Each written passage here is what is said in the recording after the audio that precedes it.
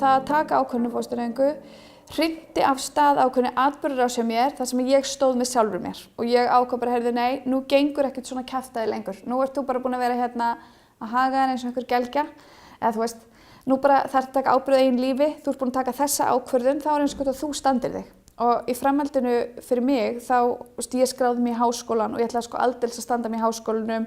Ég fór í ferðalagi sem ég dreymdi og ég hafði alltaf hugsað en einhvern veginn ekki bara rokið af stað, þannig ég fór bara að safna pening og vinna og ég kom svona rosa skipulagi, eða reyndi að koma miklu skipulagi á mitt líf og ég var rosa meðvituð um makavall og var rosa meðvituð um hvaða uppeldisaðila vil ég hafa með mér þegar ég fer í þessa vegferð einhvern tímann seinna mér. Hvernig vill ég hafa fjölskylduna mína? Þannig ég fór bara í ótrúlega mikla og djúpa sjálfskoðun í bara svona lífið. Hvernig lífi ætla ég að lifa?